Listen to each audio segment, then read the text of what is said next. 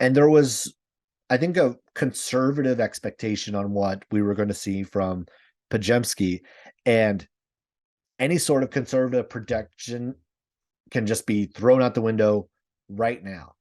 In 2 games, Brandin Podziemski has scored more than 30 points and had more than 10 rebounds in each contest.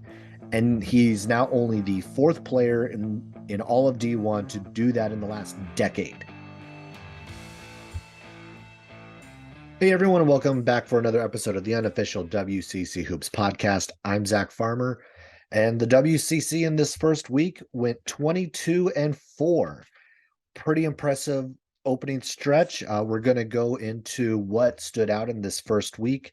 We'll dive into some of the upcoming games, including what Gonzaga has this week with a really tough stretch against both Texas and Kentucky. We'll talk with Josh Linke from the New Bloods podcast in just a bit, and we'll also dive into what we saw from St. Mary's this week as well, because they had one of the kind of the low key best weeks in all of college basketball, and we'll dive into that. But as I said, we'll kind of start off with what this week looked like. Again, kind of mention it. The WCC teams went 22-4. Everyone kind of a lot of teams looked really good. Some teams had kind of like some roller coaster rides through the course of the week, which is kind of expected for some of the teams at the bottom of the conference. So we'll start to dive into some of that. So first off, I have to talk about Pepperdine. And Pepperdine went 2-1 in this first week. And again, we talked about that little bit of a roller coaster ride. They had a great opening night win against Rice. It was maybe the most eye-popping result of the entire week. Then they see Fullerton a couple nights later, and the defense doesn't play as well, and they drop that contest. And then they bounce back against Alabama State and really take it to them. Another big win against a team that Pepperdine should really take care of. But more specifically about what we saw from Pepperdine isn't necessarily the results, because I think many thought that Pepperdine was going to be much improved from a year ago. It was, for me, there were two things. One, it was Max Lewis, which I think also is not a huge surprise, because Max Lewis, we knew had NBA level talent. We knew he was going to be healthy, improved, and we saw that almost right away. He's in the first 3 games, he's averaging 18 a game, 5 rebounds. He's shooting 64% from the field. He looks the part of a star in this conference. He looks the part of an NBA prospect. And so there's not a huge amount of surprise there, but it's something that definitely stood out. But for me, what stood out maybe even more for Pepperdine was the performance of Jevon Porter. Jevon Porter is a 4-star recruit who kind of went under the radar, which seems kind of crazy for a prospect who has a brother in the NBA. This is Michael Porter Jr.'s younger brother, and in just the first 3 games at Pepperdine, he's averaging 11 points, 9 rebounds in 24 minutes. He's gotten himself into foul trouble. He did foul out of the Alabama State game. So I should say the Fullerton game. So there's some things to still look at and be a little bit concerned, and there's still work to be had. And again, you expect that from a young player like Porter, but it's something that jumps out at you that he clearly already can make an impact on the game. And he did that a few times already in this coming week, and Pepperdine is going to have more opportunities to kind of show more. Talk about that Fullerton game where they didn't play as great defensively, but now it's actually Fullerton just on Sunday was able to knock off Vermont, who's another very good mid-major program expected to win the America East, so they're a projected conference champion. So maybe it's like looking at Fullerton, as Fullerton's maybe not as bad as maybe you might expect. So there might be something there as well. It may not necessarily be that Pepperdine,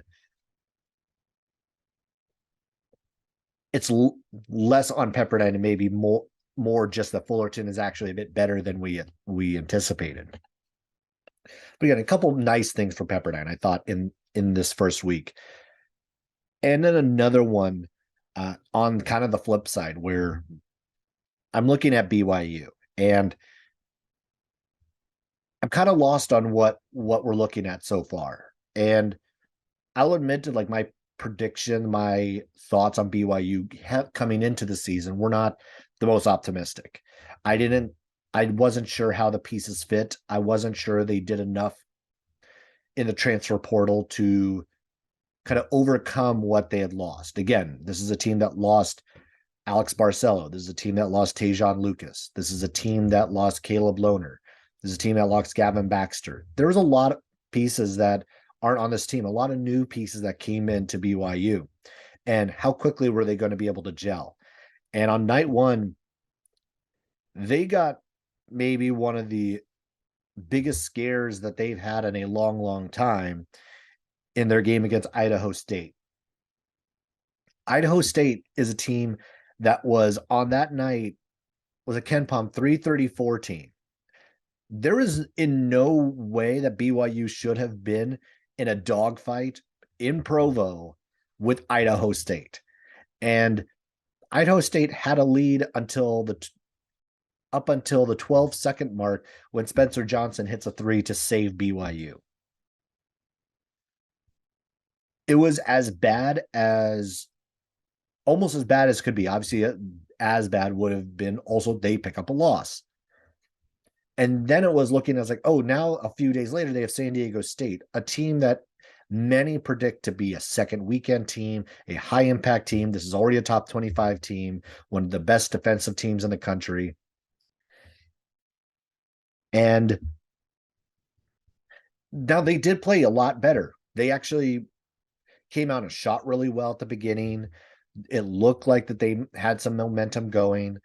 And one of the things that just plagued BYU in this game was turnovers. They had 20 turnovers on the night, 8 of them from Rudy Williams. They could not hold their late lead. They were playing with better pace, but at a certain point, San Diego State's defense started to clamp down on BYU. And BYU still does not have that go-to guy. Again, there's been a lot of thought that maybe Rudy Williams would be that guy. And so far, that has not been the case in a couple of games. It hasn't been Spencer Johnson, even though he's hit some clutch shots. It's not Jackson Robinson. It's not Gideon George. We don't know who that guy is when it comes to crunch time, when it comes to I need a basket, who am I going to? This BYU team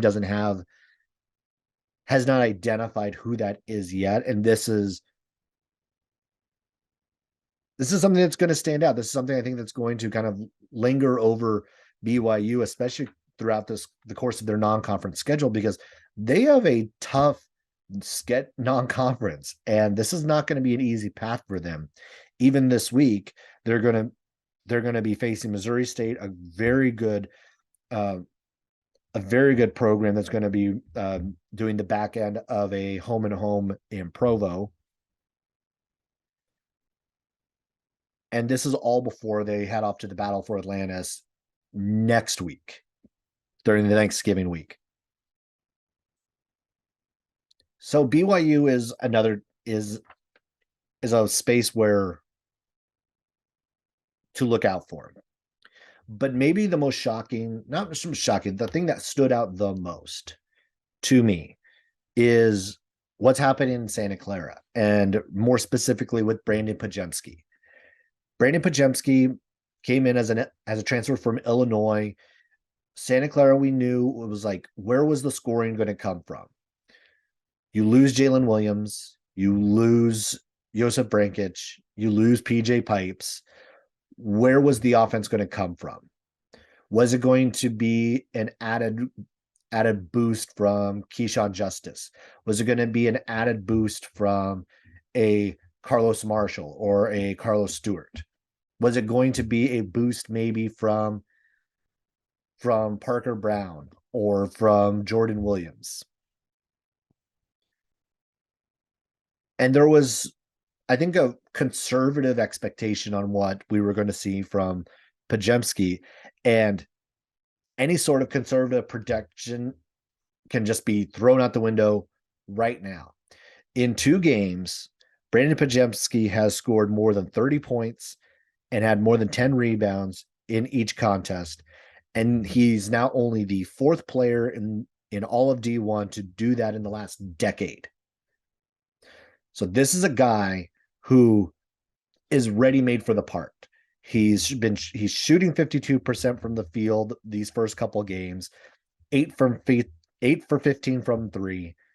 Santa Clara as a team is shooting 40% from the field. This is not, the team is not shooting well overall, but Podziemski has been the lifesaver for this squad early on, shooting 52% from the field. Again, he's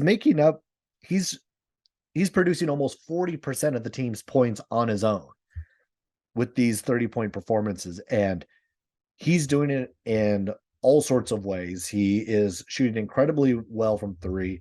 He's able to get to the basket. It's like we're seeing a lot out of this player who, quite honestly, I don't know how he wasn't seeing more minutes, how he wasn't getting more playing time and more minutes at Illinois if this is the production he's able to put in.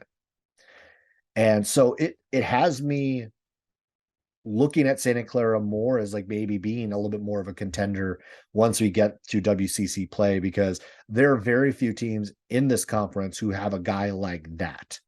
And we're going to see as the rest of the conference, as the rest of the non-conference goes on, Santa Clara has some really tough matchups. They're going to be at Utah State this week. And then they're also going to be starting the Bahama Mar Hoops Championship, and they will start with DePaul. So Santa Clara is going to start to get some better opponents coming up here soon. They did start off with the games up against Georgia Southern, and then also opened up with, who was it again?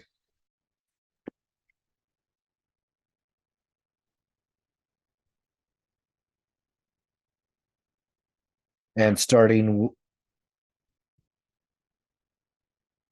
with, there it is, Eastern Washington. Eastern Washington is who they started with. So Santa Clara, again, had a couple of good tune-ups. Now they'll have their first challenge actually tonight, Monday night at Utah State, and then later on in the week they'll start their tournament in the Bahamas. So Brandin Podziemski is a name, is a guy that everyone should be keeping their eyes on. I think that this is going to be a huge component going into conference play, because now there's a go-to guy. There's someone you can really look to on the Santa Clara roster and be like, hey, we have to game plan for him. We have to really take into account what he's going to be able to bring.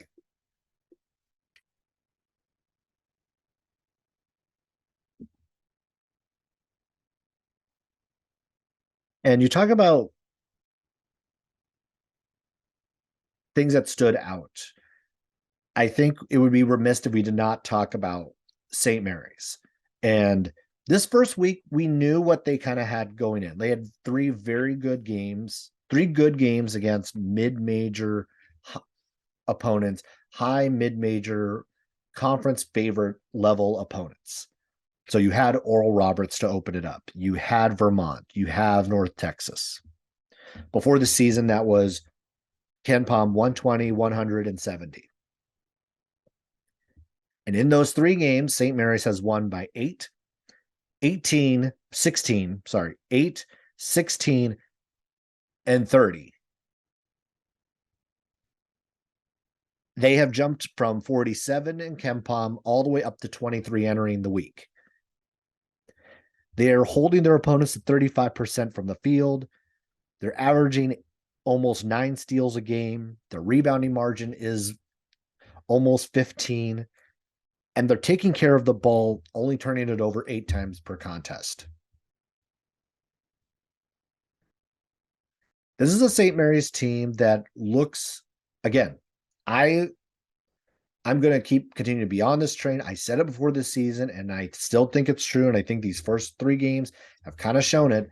They're as good, if not better than they were a year ago.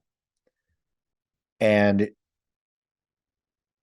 these first three games, I think, are a great indication of that. I think they'll look at the North Texas game, and yes, they were missing their starting backcourt.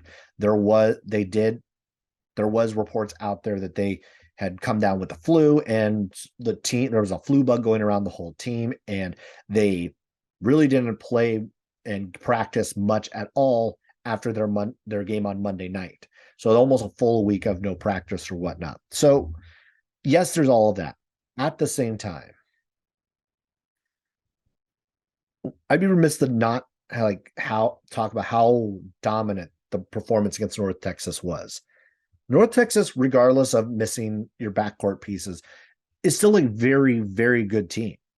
North Texas is a team that's going to be in the mix. They were a team that a lot of people had as a kind of a trendy pick of who could not just make the NCAA tournament, but could also make a run. And all of that could still be true.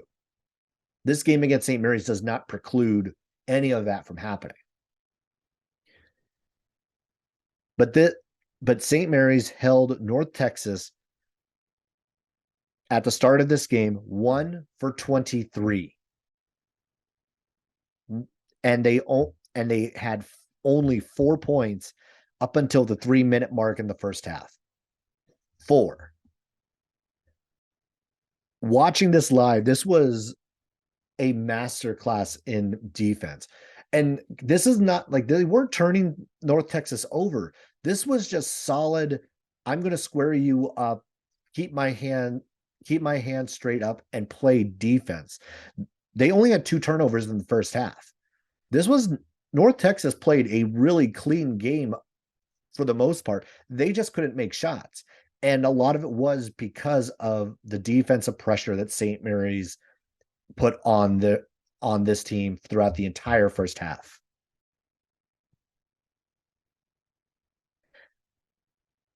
This is a team that also was supposed to mirror St. Mary's in a lot of ways. And actually look at so this was a game that ended up being 63-33. So St. Mary's didn't run up the score either. They only scored 63 points.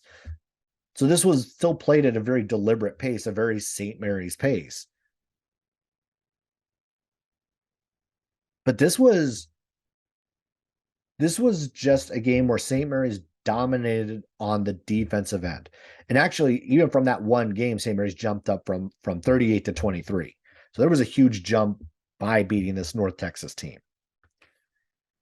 And then if we take a look at because St. Mary's schedule this week isn't all that tough. They have Southern and Hofstra. So 2 home games, 2 that they should handle pretty easily. But now as you look a little further down the road, because now this is starting to look like, okay, when are they going to lose again? Because the next few games you have Southern, Hofstra, then they go to the Wooden Legacy and they'll face Vanderbilt first. Then you have Washington or Fresno State. And then they return home to play New Mexico before they see Houston on December 3rd. I'm looking at this and I'm thinking, this is a stretch. This is where they should be 8-0, 7-1 at worst before they get to Houston. And then that starts probably St. Mary's toughest stretch of their non-conference to wrap up the non-conference, where they'll see Houston, Missouri State, San Diego State, New Mexico State, Wyoming. This is setting up really well for St. Mary's, especially how they dominated this first week of the season. They handled their business against Oral Roberts. They handled their business against Vermont. They had a statement win against North Texas on Sunday. And now kind of the path has been cleared so that they should be able to handle their business playing. If they play to their ability, they should be undefeated by the time they see Houston. And then I think if we're looking at an 8-0 St. Mary's team against Houston, who is likely still going to be in the top 10, this is going to be a top 25 matchup between these two teams. There's no reason I see how St. Mary's won't be a top 25 team. They should be getting top 25 votes as of Monday. Again, I'm recording this on Sunday night, so I won't necessarily have all of like the top 25 votes or whatever for this coming week. But they should be well in place by the time they see Houston in Fort Worth to have that top 25 matchup.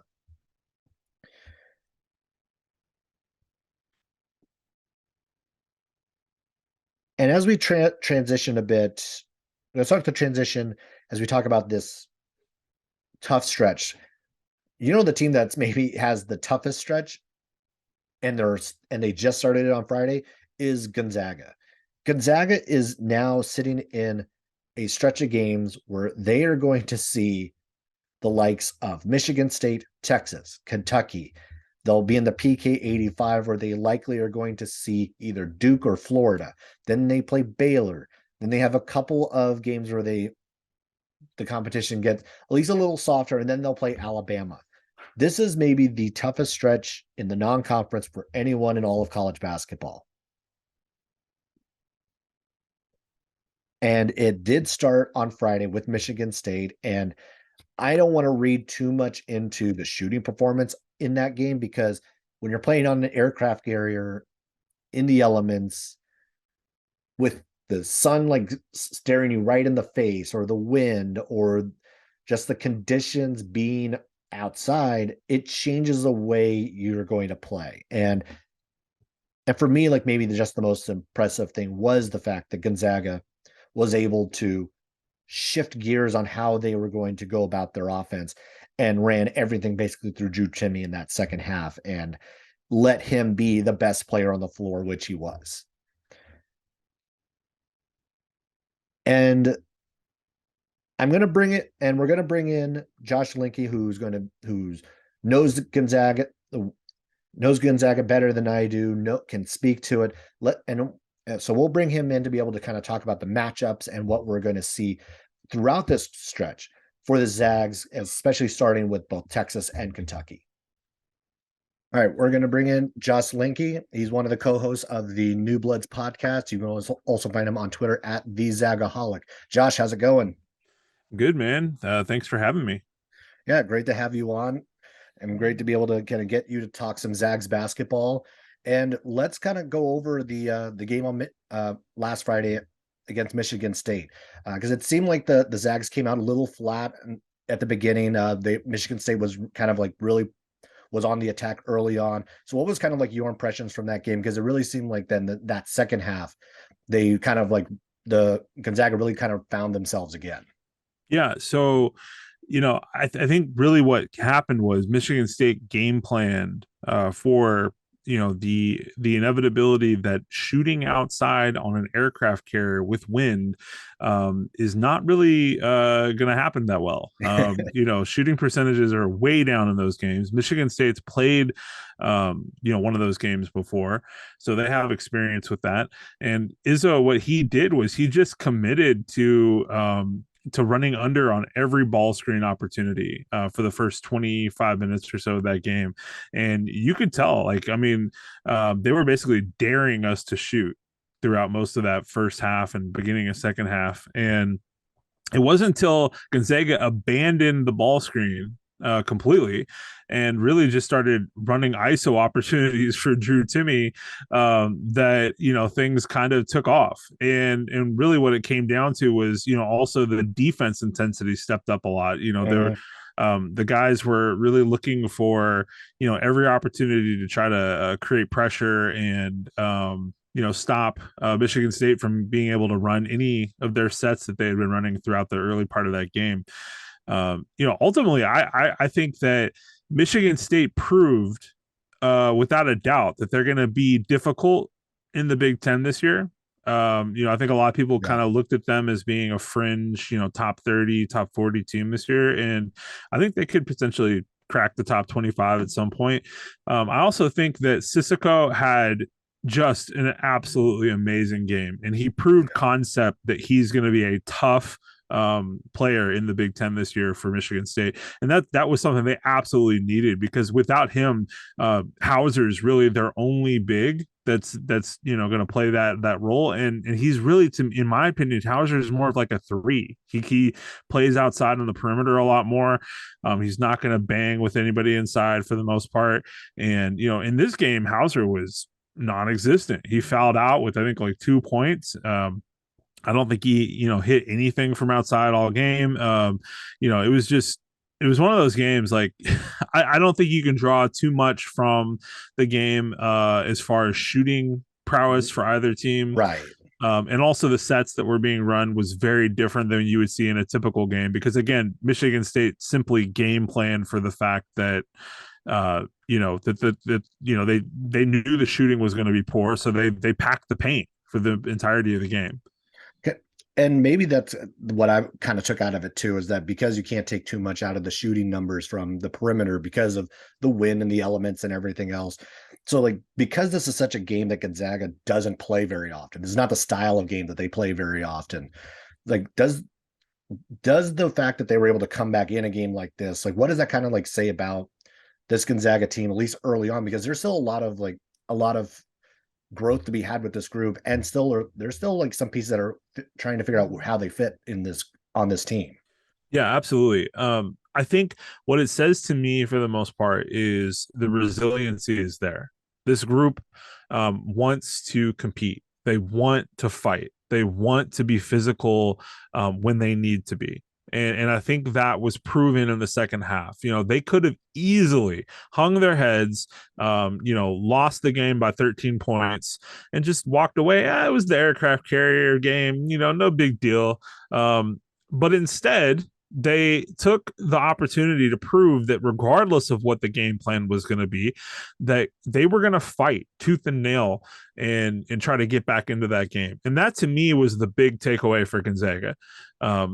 And then on the opposite end of the spectrum for Michigan State, I think they took away just a really big impact that their front court is a little bit tougher than maybe that some people had predicted, namely me before the game.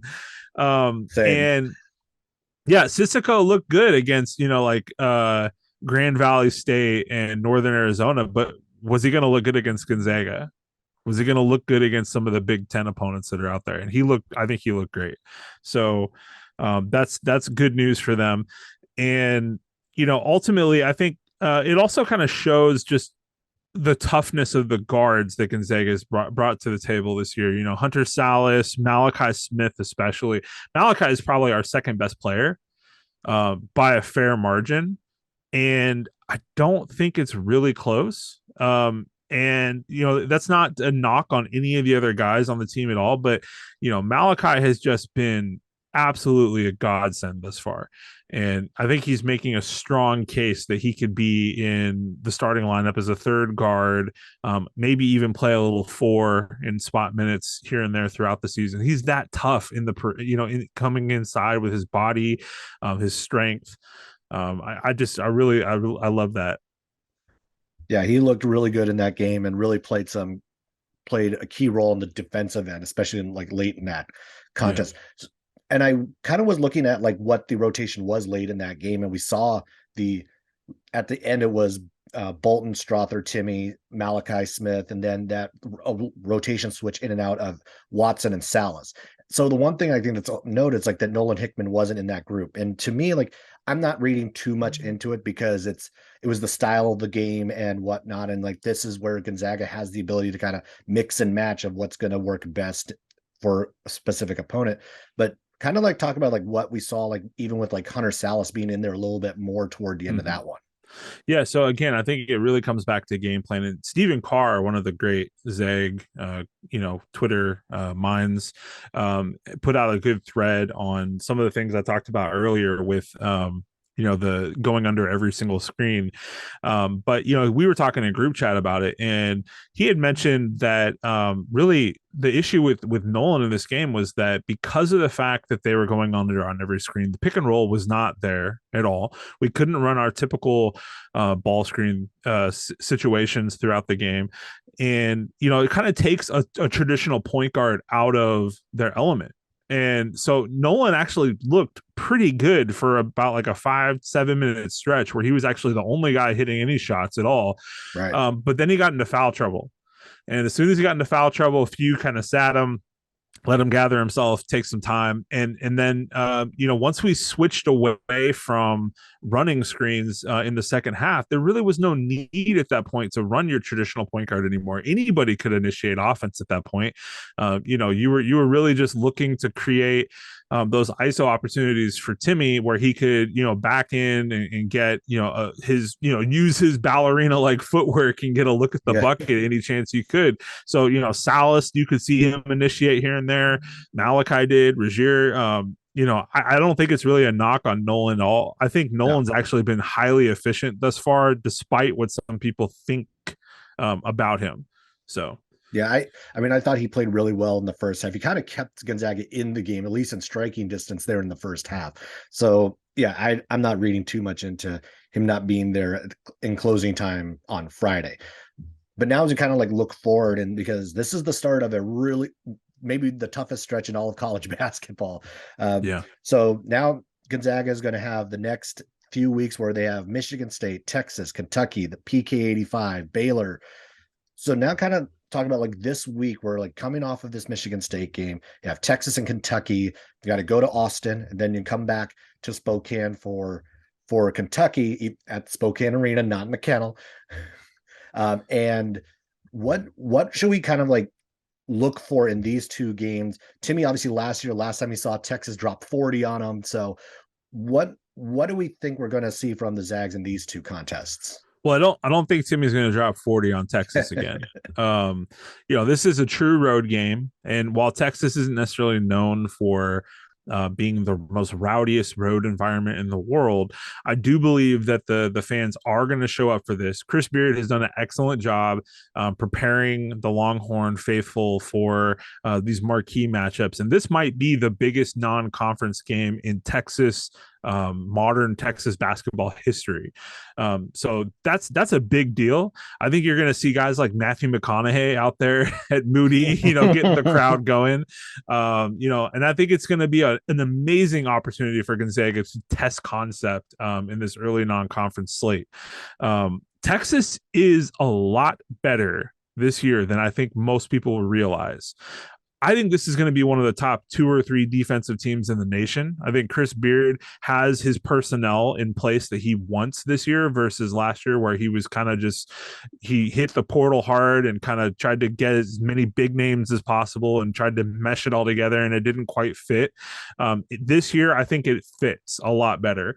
Another thing too is like they landed Tyrese Hunter in the portal, who in my opinion was probably the best or one of the top 2 or 3 transfers in the nation. And he's an amazing point guard. He played excellent defense last year for Iowa State, and he makes Texas so much tougher on the perimeter. They can initiate offense from either side without issue now because of the presence of Marcus Carr, who's one of the more experienced point guards in the nation, and then Tyrese Hunter. And then as far as their front court is concerned, last year it was pretty soft. Trey Mitchell and Christian Bishop didn't really provide much interior defensive play that you kind of expected maybe looking into that. This year, they've been really good thus far. I just watched the Houston Christian game that they played the other night, and Dylan Mitchell and Dylan Disu are both really high level athletic players inside. They provide that lob threat on offense, but then on the defensive end, they are really good at providing help side defense and allowing the guards to play maybe a little less pressure up front and be protected on the back end. They close out super well. There's lots of opportunities with their length to get shot blocks or cause chaos around the key. I think Texas is going to be a top 5 to 7 team in the nation at their peak this year, and some of the analytics already kind of look that way for them. I believe they're like second in KenPom right now. That's right. Yeah, I think they're like 3rd or 4th in the BPI.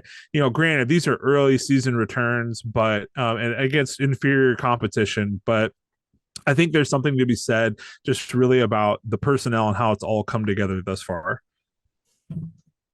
Yeah, and that's I mean, these two games, it really has like this entire stretch is really kind of like the thing that obviously everyone's going to highlight the fact that you have this. I mean, it's a murderer's row Yeah. of some of the best teams in college basketball, or at least predicted best teams in college basketball. And like as we kind of like look at Texas and being that true road game, you kind of have the pseudo home game against Kentucky over the weekend.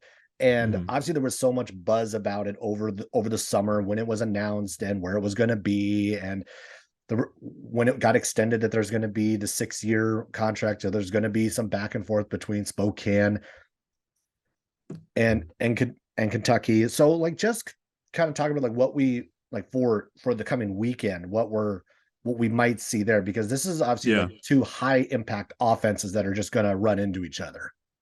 Yeah, I think that number one, the big storyline for me is the health of Oscar Shibwe. Yeah. He had knee surgery during really honestly like a few weeks ago. It was not that long ago at all. And granted, I believe it was arthroscopic. It wasn't that invasive in nature, but Austin King, my compatriot at New Bloods, will tell you this man has had multiple knee surgeries. He knows very well. Knee surgeries are not easy to come back from, no matter how non-invasive they are. The confidence that you have after getting that procedure done is shot. Um, you know, Even if Oscar is ready to go for that game, which he hasn't been for any of their games thus far this Mm. season, I gotta wonder: is he going to be on a minutes restriction? Is he going to be confident? Is he going to be have his game legs under him? There's a lot of question marks there. Even if he was to come back midweek and play, before he gets to Gonzaga, I just don't know if he's going to be 100%. And Severe Wheeler has also been struggling with a knee problem. Granted, he did not have surgery, but he's been dealing with some of these bumps and bruises all throughout the year last year and through the early season this year. He did get to come back and play, I believe, on Saturday. No, maybe it was Friday, and against Duquesne, and he was really good. He had like 11 points, 11 assists, and I think like 6 rebounds, something like that. Super highly efficient game for him, and it kind of dispelled some of the early rumors I've heard from Kentucky regarding, whether Cason Wallace maybe could potentially supplant him as the starting point guard going forward. I think Severe proved he's going to be more than capable of handling that mantle.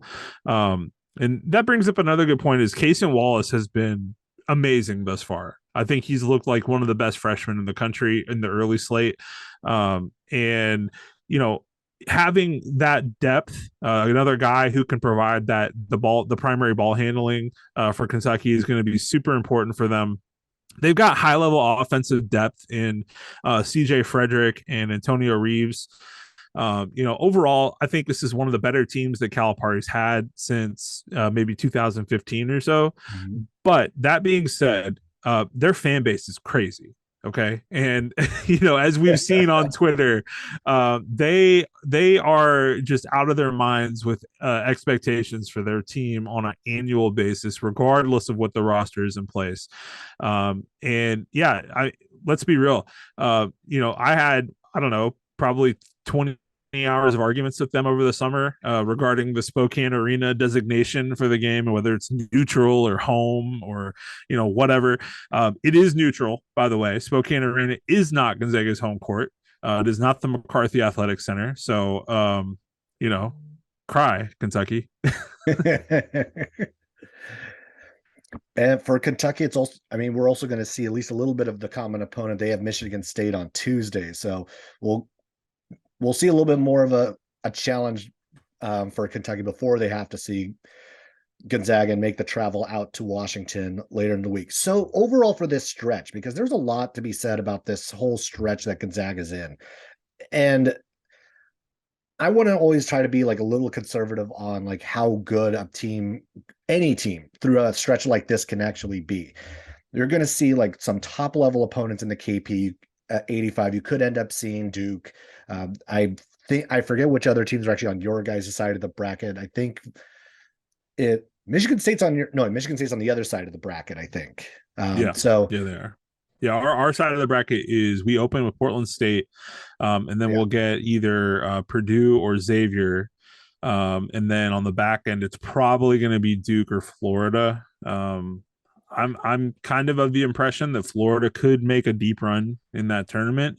I just think that they have the roster to do so, and I'm not as high on Duke as most people are this year. I just don't trust the freshmen that they have there or a first year head coach to be that good this early in the season. Got to watch out for that former Gale Todd Golden at Florida. Absolutely. I think Golden is the golden boy for Florida. He's going to Yeah. provide some, excellent tools for those players to become better and that team to come together and become a force during the season for in the High, SEC.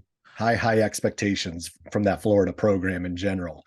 Yeah. So looking at this again, looking at the stretch as a whole, already got the 1-0 for the next 6 games, like the Texas, Kentucky, the 3 games for the PK and Baylor. What's a reasonable expectation for this stretch? As I've kind of looked at it, I'm like 4-2 seems reasonable to Mhm. me.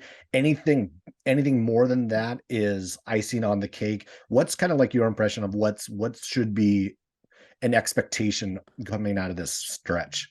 Yeah, I think a 2-loss non-conference slate through the meat of the schedule would be fine. I don't think that's anything to sneeze at. Like you said, like this is a murderer's row schedule. We're looking at anywhere from 4 to 5 high level ranked games all the way through the 17th of December against Alabama. And Baylor could easily get us, Kentucky could easily get us, Texas, Duke, Florida, whoever. At the end of the day, I'm not worried too much about wins or losses at this point. I think Gonzaga will win at least a couple more non-conference games against high-level ranked teams, and that will be more than enough to ensure Gonzaga gets a relatively good seed come March. Whether it's a 1, 2, 3, I don't care. At this point, just get us out west. Like that's really all I care about every year.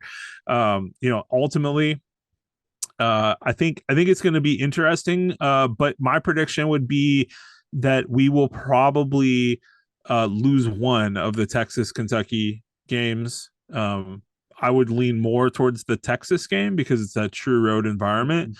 Um, and then potentially Baylor. That one kind of like on the, I've been circling that one, it's that rematch, whatever. Yeah. But I think Baylor just has so many shooters this year. They're going to be so efficient on offense mixed with their already amazing defense that they're going to be really tough to beat this season. Gonna be that Caleb Lohner revenge game. Yeah, is he swaggy enough? That's the question for me. He still got the hair going, so like it's looking Yeah. good so far. He did look good in that opener on Monday. So taking a step back and looking at the conference, so we had a lot of really interesting results in the first week of conference in West Coast Conference play. You saw some really nice things out of Pepperdine and some not so nice things out of Pepperdine. LMU has had this roller coaster of a first few weeks or first week. USF has kind of like been like, yeah. St. Mary's so far has had some pretty impressive outings. So what's kind of stood out for you, and what have been some highlights of the play so far? Yeah, I think the big standout for me thus far has been Podziemski for Santa Clara. He has looked like a superstar, and we're not talking like a WCC superstar. We're Yeah. talking like a national level superstar. I think he has that level of scoring ability and just that for lack of a better term, swagger that makes him stand out and jump off the page as a guy who he could make Santa Clara the third best team of the WCC this year just by himself. That's how high level I think his play has been thus far. I, Um, yeah, yeah, go ahead. that's he has really jumped out to me too. It's like that's someone who, like, I mean, when you score 30 on back-to-back nights and when you've just transferred, that's saying something, regardless of the opponent. Like that's an impressive feat at the collegiate level. Yeah, absolutely. And it begs the question, why did he not get any run last year at Illinois in place of Curbelo, who was just not efficient at all? So I don't know. Yeah, and Um, go ahead. I was just going to say, as far as what else has jumped off the page to me, would be St. Mary's. They played a sneaky good early slate in their non-conference schedule. The casual college basketball fan will not understand how tough it is to schedule teams like Oral Roberts early in the season, or Vermont. Both of those teams are, top 100, top 120 level opponents. And the same goes for North Texas, who I believe you all play tonight, right? Yes, we play them Yeah. tonight, and they will be down one of their guards for the night. But yeah, we have Okay. North Texas on the schedule. Yeah, but that's still another sneaky good game. I think North Texas is like a top 75, top 80 team in Ken Palm right now. I have a lot of respect for what Randy Bennett has done to schedule those games, because they are the type of games that prepare your team for the season, that get you in a position to be able to be capable of knowing more about what your rotations look like, knowing more about who's the guy, who's your go-to guy, who's going to run point, who's going to, be there as the top players off the bench. Like, those questions are great to answer right now for St. Mary's. And I think St. Mary's has done exceedingly well against that competition thus far.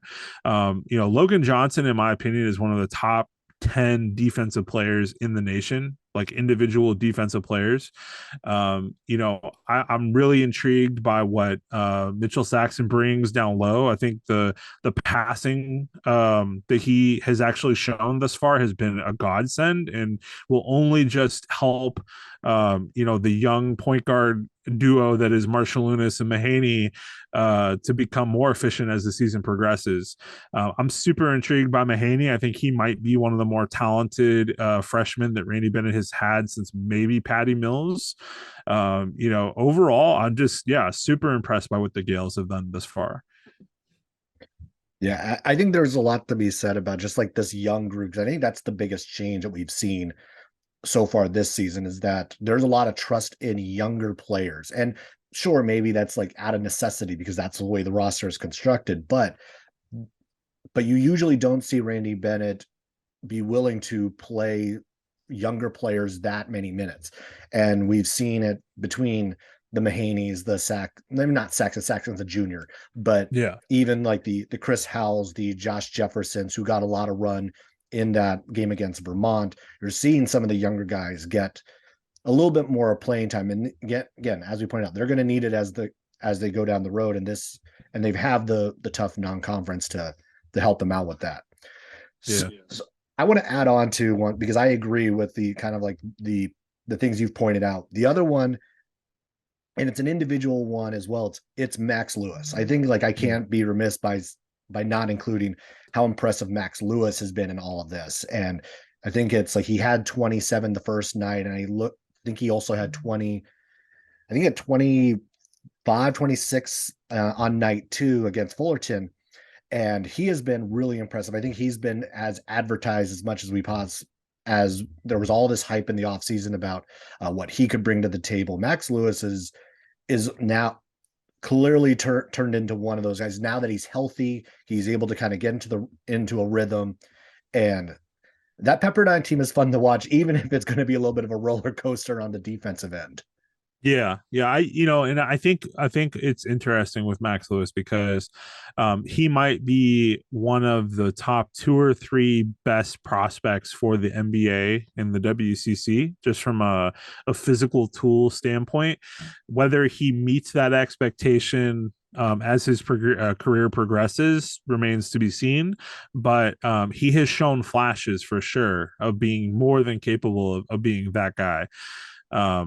And I think against Fullerton, we had a chance to talk to Asher Lowe, who is GA at Pepperdine in the their marketing group, and he's really a good basketball mind as well. And Yeah. he talked at length about how effective Max Lewis has been, and Houston Millett and Mike Mitchell, and Jevon Porter also super. It's a good surprise thus far for Pepperdine. And he said that against Fullerton the defense was not there. and that was part of the reason why they dropped that game. But he saw flashes. He saw, some of the guys that were able to step up, that, the unsung guys like Babacar Coulibaly. He's been, really good defensive player thus far for them. And again, Jevon Porter, who, I don't think, unless Michael Porter Jr. in the NBA and Jonte Porter, that's their brother. Yep. So this is like a high pedigree, player that Lorenzo Romar brought in, and for whatever reason was relatively unsung. I don't know why, but he has been fantastic thus far as well. Yeah, he was, even though he got into foul trouble and did foul out of the Fullerton game, like he was incredibly efficient. I think it was 14 points, 10 rebounds in all of 18 minutes or something like that. It was like he filled up that stat sheet really quickly. And yeah, he's going to be a guy to really watch out for. And how there hasn't been more talk about him is kind of amazing to me. Yeah, absolutely. So as we kind of like look at what we're going to be seeing this coming week and the coming weeks, it's like outside of Gonzaga, is there something that's kind of like sticking out to you that might be happening in the next week or so? Because we have BYU in the battle for Atlantis. We have the Pepperdines matching up with UCLA. Is there a matchup, or is there a non-matchup that you're kind of like, that you've kind of circled on the calendar? Yeah, I'm really intrigued to see that Pepperdine UCLA matchup.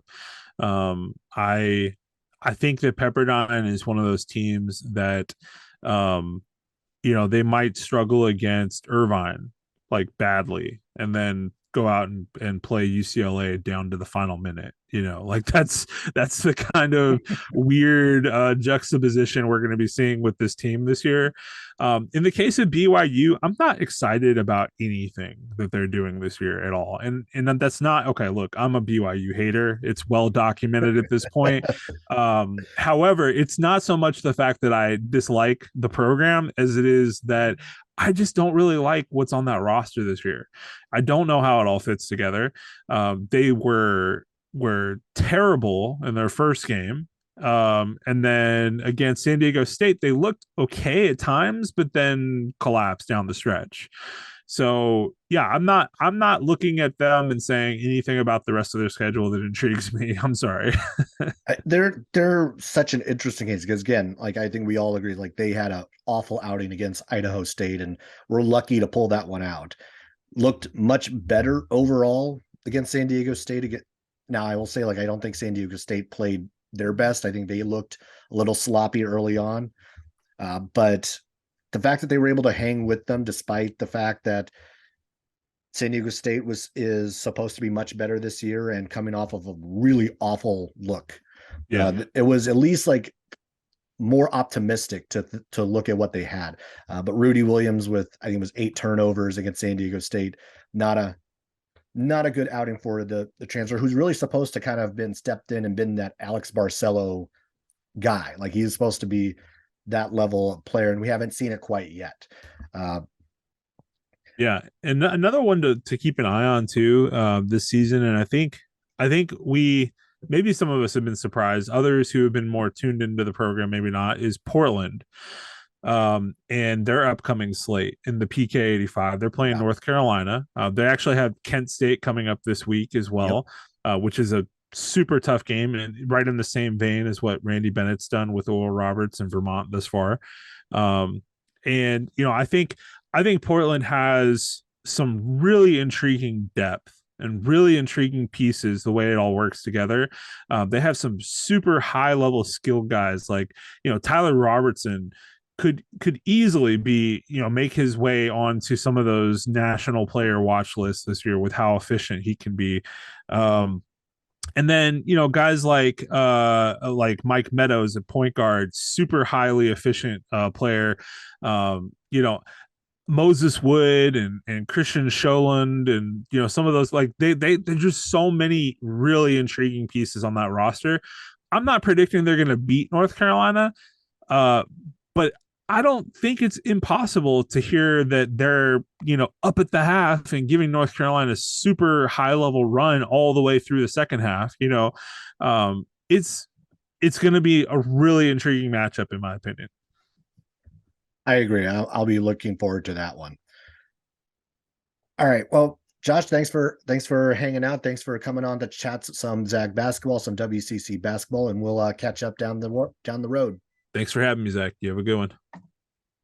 All right. One more time, I just like to thank Josh Linke for hopping on and be able to talk some Zags basketball, and then also kind of like getting his perspective on what he's kind of been looking at throughout this course of the first week. And as we start to wrap this up, I'm going to like just highlight a few games I think are going to be really key matchups during this first week. First off is the two that are actually happening today on Monday, the 14th, Portland at Kent State and Santa Clara at Utah State. I think this is both great opportunities for both those squads to get onto the road and also face some really quality opponents. And then there's kind of like the pair of games against UC Irvine. LMU will be at Irvine on Tuesday, and then Pepperdine will be hosting Irvine on the 19th. Irvine is coming off of a win at Oregon, so this is going to be a great test for both of those programs to kind of like have the transitive property of beating a Pac-12 team, beating Oregon. And then on the 16th, actually, there's just a few games on the 16th. Missouri State at BYU, Gonzaga at Texas, and then I think USF's biggest test thus far, Fresno State, is going to be in that group as well. And then we got to talk about Kentucky against Gonzaga at Spokane Arena. That's going to be one of the best non-conference matchups of the year.